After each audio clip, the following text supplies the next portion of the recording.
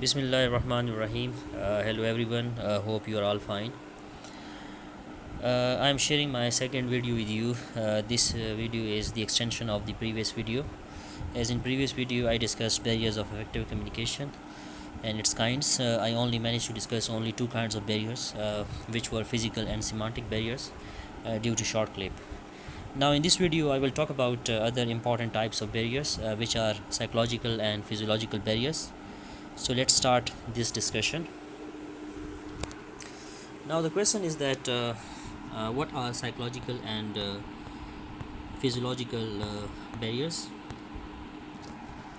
Psychological barriers are those barriers which are related to the mind, and physiological barriers are those barriers which are related to the body. In order to get clear picture of these barriers, we can classify them as follows. The first is inattention. Inattention is that if the receiver is distracted and does not pay attention to the sender, it acts as a barrier to effective communication. Inattention leads to inadequate absorption of the message passed by another person. It also leads to unnecessary discussions and wastage of time. Inattention can be due to lack of interest in the subject or an external distraction. If a person is not attentive, he does not respond appropriately to the sender. So this thing is very important, that whenever you communicate as a sender or as a receiver, you need to be highly attentive. You need to pay heed. If you do not pay heed, so that would be a futile attempt, and your communication will not be effective. The second barrier is distrust. Trust is very important between sender and receiver. So what is distrust? Distrust on the part of a sender for the receiver, or on the part of the receiver towards the sender, can give rise to another barrier. Unless there is trust on both sides, the desired response will be happen. For example, if a policeman asks a thief something, he's sure that he will get a false answer. It's a very interesting example, that if a policeman asks a thief something, he is sure that he will get a false answer. This is because the relationship between them is not based on trust. So trust is very important, that there must be trust between sender and receiver, and there shouldn't be any mistrust or trust deficit between sender and receiver. The third barrier is premature evaluation. Premature evaluation means that beforehand, when you make judgment, evaluation is judgment, premature means beforehand. It is a common practice amongst people to start reacting to a communication before it is completed. Some people, what they do, that they jump to the conclusion. They immediately frame their judgment and replies. This is harmful to both the sender and the receiver. It is a commonly occurring barrier, even though it is easy to eliminate. For example, in a quiz, some participants raise their hands even before the question is completed. Very often their answers are not correct, and they have not heard the full question. So this thing is very important, that whenever you communicate, let the sender to finish. Unless and until he does not finish, do not jump to the conclusion, and do not make any sort of judgment. So this thing is very important, that premature evaluation is the barrier to effective communication. Then another barrier is fear. Fear is also a barrier to communication. Fear can be on the part of the sender or the receiver. So sender can be fearful, receiver can be terrified. So fear to receive a message or fear to provide adequate feedback can both be there and prove a great barrier to effective communication. So sender is afraid to give feedback, and receiver is also afraid to create a message. For example, subordinates can be scared of facing the superiors, so they may fumble with their words. So this is also very important, that whenever you communicate, you need not to be fearful. Try to be cool and composed. Try to be patient. Try to communicate with full confidence. So fear is also a hurdle. Fear is also a barrier to communication. Then another barrier is emotions. The emotional state of a person can play a role in disturbing communication.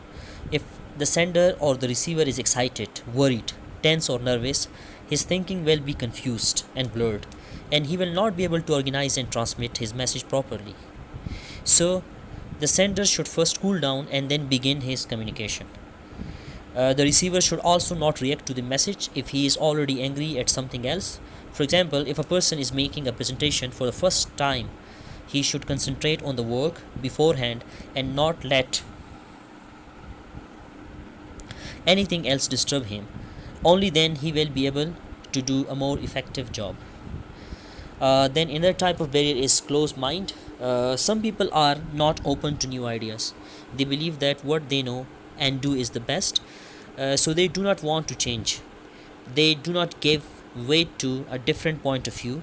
They are stubborn to a point of being irritating.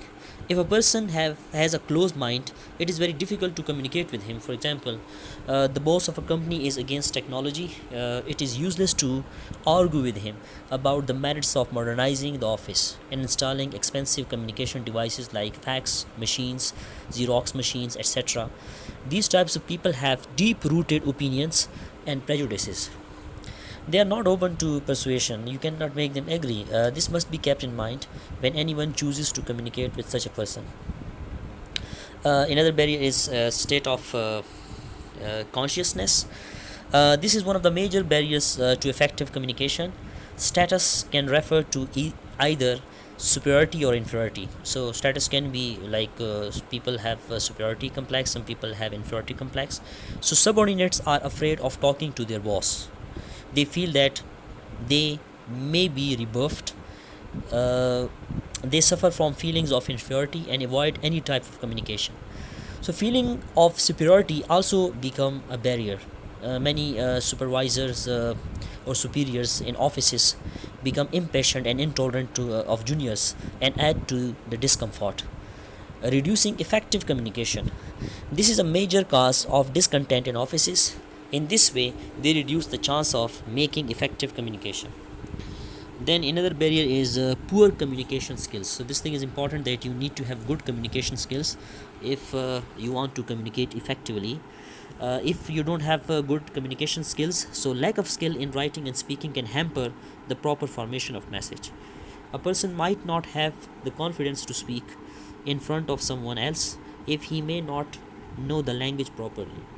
This may lead to hesitation and poor communication. Also, poor reading habits and faulty listening are both psychological shortcomings and need careful training to be overcome. These can otherwise become a barrier during communication. Then another barrier is state of health. You need to be healthy, because there is a famous saying that a healthy body has a healthy mind. A poor physical condition can affect any person's efficiency in all fields, especially communication skills. Pain, fever, or other ailment can come in the way of speaking and listening. Perception is also slow when the body is not healthy. If you're not healthy, so your reception, your perception, your senses will not work properly, and that will also create problems in effective communication. Then another barrier is lack of common knowledge. High sounding words and phrases can create confusion. Common knowledge is essential to communicate. That is, the sender and the receiver should be on a common wavelength. Many people use high words to impress others. Easily understandable words are a prerequisite to effective communication. If the meaning is not clear, the ultimate purpose is not served, and communication fails. For example, if a doctor explains a disease to his patient in medical terms, the patient will not understand it. On the other hand, if he explains it in a simple terms, it will be well understood by the patient. Then another barrier is over communication. When any communication is repeated more than the required number of times, it tends to become a hindrance. The receiver will be more prone to disregard it, and the efforts is wasted. For example, very often children do not heed to their parents' advice, as it is given so often that it loses its seriousness. So this thing is very important, that you don't need to repeat the same message time and again, so you don't overload your message, and you don't need to be over communicative. Then last but not the least barrier is politics. A common barrier to communication is Organization politics. A manager may withhold certain vital information so that someone else in the company is not benefited.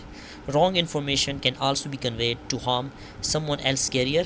For example, the boss tells uh, one subordinate to call another person as he has something important to convey to him, but the subordinate does not tell the person to go and meet the boss as he wants him to have a bad impression of him.